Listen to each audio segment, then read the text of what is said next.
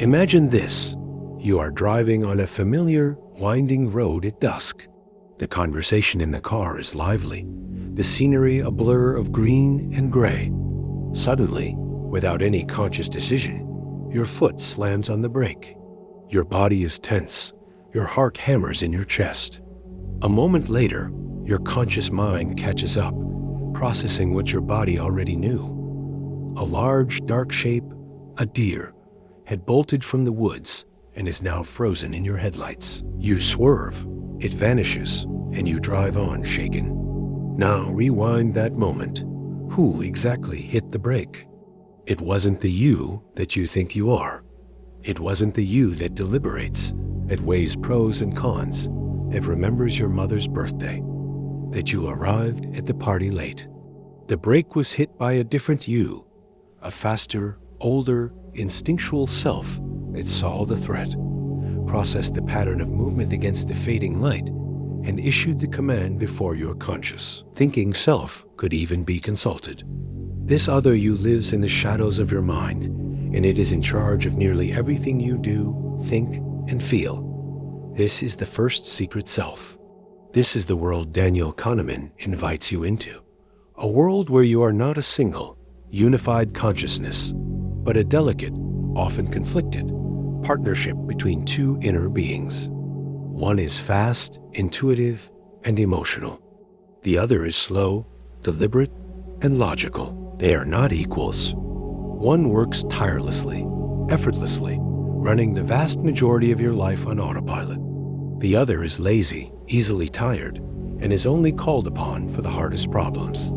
For your entire life, you have assumed the slow, deliberate one was in charge, the CEO of your mind. Kahneman's devastating, paradigm-shattering research reveals a terrifying truth. You are mostly being run by the intern. This is the central paradox at the heart of thinking fast and slow. The very machine you use to understand the world, your own mind, is built in such a way that it systematically misleads you. It takes shortcuts that fail. It answers easy questions instead of hard ones. And it is hopelessly biased towards a story that feels true over a reality that is complex. You trust your gut. But what if your gut is a brilliant, charismatic liar? You are confident in your memories, your judgments, your choices. But what if that confidence is a feeling manufactured by the fast mind to placate the slow one, to stop it from asking too many difficult questions? How can a machine designed for thinking be so flawed at its primary purpose? Why would evolution craft a mind that is so easily fooled, so riddled with blind spots? And if this is true, how many of your most cherished beliefs, your most confident professional assessments, your most deeply held convictions are not the product of reasoned analysis, but the output of a glitchy, if well-meaning, psychological autopilot? Kahneman's book is not merely a text. It is a key to a locked door in your own mind. Behind that door lies the answer to why brilliant people make catastrophic errors in judgment, why you consistently misremember the past, why you are swayed by a confident speaker over a qualified one, and why you will irrationally cling to a losing investment simply because you already own it. The key doesn't just explain these mysteries. It hands you the blueprints to the prison of your own cognitive biases. But to truly grasp the power of this key, you must first meet the warden. You must understand the nature of this fast, hidden self that governs you. What are its secret rules? What are the triggers that force it to hand control over to its slower, more rational partner? And most importantly, where does it fail, spectacularly and predictably, leading you into a web of errors you never see coming? So, who is this hidden warden running the prison of your mind? Kahneman gives them names, transforming them from a vague concept into tangible characters in the drama of your consciousness. Meet System 1, the fast, intuitive, and automatic pilot. It is the source of your gut feelings, your ability to read a stranger's expression in a microsecond, to complete the phrase "bread and" without a thought. It is a masterpiece of biological engineering, a pattern recognition machine that operates effortlessly and involuntarily, like your heartbeat. It is the part of you that flinches at a sudden sound, that feels a wave of unease in a dark alley, that solves 2 plus 2 before you can even form the question. And then there is System 2, the slow, deliberate, analytical conscious self. This is the voice in your head, the one that deliberates, that focuses. It's the you that fills out a tax form, parks in a tight parallel spot, or tries to maintain a polite conversation while calculating a tip in your head. You feel the strain of its work. It requires attention, and it drains your energy. For decades, we have worshipped this System 2 as our true self, our rational captain. But Kahneman's diagnosis reveals the brutal, hidden truth. System 2 is not the captain. It is the lazy, overworked, and easily depleted approval committee that mostly just signs off on whatever System 1 suggests. This is the fundamental flaw, the hidden problem at the core of human cognition: cognitive ease. System 1 is designed to create a coherent, believable story out of the chaos of reality with the least possible effort. It is wired to conserve energy for the real threats, and it does this by taking shortcuts, what Kahneman calls heuristics. These are mental rules of thumb that usually work well enough to keep us alive. But when these heuristics fail, they lead to predictable, systematic errors in judgment, cognitive biases. Think of it like this: your mind is a vast, dark room. System 1 is a frantic, over-efficient stagehand with a single narrow-beam flashlight. It doesn't illuminate the whole room. It just shines a light on what it assumes is most important based on past experience, priming, and what's emotionally vivid. It then confidently tells System 2, look, the entire room is exactly what you see in this circle of light. And the lazy System 2, grateful for not having to search the entire exhausting darkness, almost always agrees. Yes, it says, the room is exactly as you've shown me. This is the root of the problem the book exposes. It's not that we are stupid. It's that our brilliant, energy-efficient mental machinery is built for a world of immediate physical threats, not for the complex, statistical, abstract world we now inhabit. System 1 sees causality and coincidence. It substitutes a difficult question for an easy one, and it is hopelessly swayed by a good story over hard data. This is the link to a deeper philosophical truth. It's a modern scientific exploration of the Socratic idea that the unexamined life is not worth living. Kahneman provides the tools for the examination, revealing that the biggest obstacle to that examination is not a lack of will, but the very architecture of our own brains. This hidden problem of cognitive ease manifests in your life every single day. It's why you trust the confident, well-dressed salesman over the stammering expert. It's why a price tag of $19.99 feels categorically cheaper than $20. It's why you believe a news headline that confirms what you already thought without checking the sources. Your System 1 is making these calls, crafting a narrative of coherence and confidence. And your System 2 is merely nodding along, mistaking that feeling of ease for truth. But what happens when this delicate, flawed partnership is let loose on the biggest decisions of your life? Your investments, your relationships, your professional judgments? The consequences are not mere personal quirks. They silently build the world we all share, a world shaped by the unseen flaws of our collective minds. The true power of Kahneman's diagnosis becomes terrifyingly clear when you realize this isn't just a personal quirk. It is a collective force, a silent architect of our shared reality. The partnership and the conflict between your two systems doesn't just play out in your skull. It echoes in stock market crashes, in courtroom verdicts, in corporate boardrooms, and in the very fabric of our society.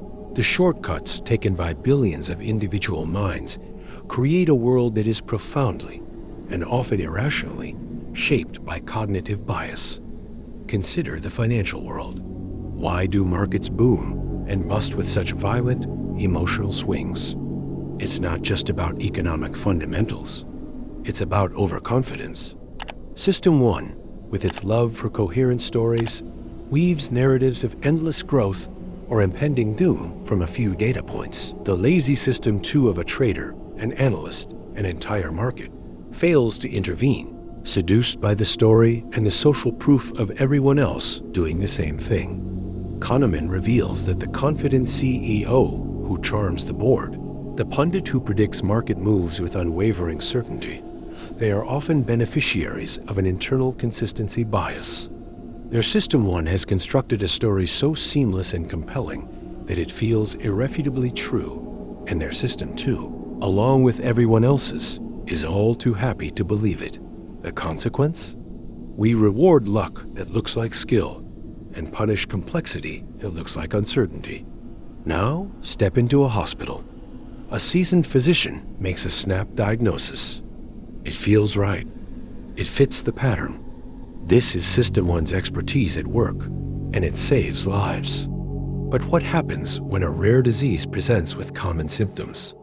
System 1, the pattern matcher, jumps to the familiar conclusion. It falls prey to representativeness. It sees what it expects to see. The consequence of this cognitive ease in medicine is misdiagnosis, sometimes with fatal outcomes. Kahneman forces us to confront an uncomfortable truth. Even expert intuition is fallible, and its failures are not random. They are predictable, systematic errors born from a system designed for speed, not absolute accuracy. Or consider the justice system. A jury is not a collection of pure analytical System 2 South. It is a group of human beings whose System 1 South are being powerfully manipulated. The halo effect ensures that an attractive, well-spoken defendant is perceived as more credible, less likely to be guilty. The anchoring effect means that the first number the jury hears, the prosecution's demand for a 50-year sentence, becomes a psychological anchor, making the defense's request for 10 years seem lenient, even if both numbers are arbitrary. The consequence is that justice, the pinnacle of human reason, is swayed by the same primitive heuristics we use to avoid predators on the savannah. These unseen consequences create a world that feels solid, but is, in fact, built on a foundation of cognitive illusions. We chase after experiences that our System 1 believes will make us happy. A higher salary, a new car, only to find the joy fleeting. A victim of the focusing illusion that makes us overweigh a single factor. We fear plane crashes more than car accidents because System 1's availability heuristic makes the vivid, cinematic tragedy easier to recall than the statistical banality of a car crash. Our politics, our investments, our careers, and our relationships are all conducted on a stage where the primary actor, System 1, is following a script written for a world that no longer exists. The stakes, then, are not just personal improvement. They are about understanding the invisible currents that pull our world in directions that defy logic. We are living inside a machine that is perfectly designed to misunderstand itself. But if Kahneman has exposed the wiring of this machine and diagnosed its fatal flaws, does he also offer a manual for its repair?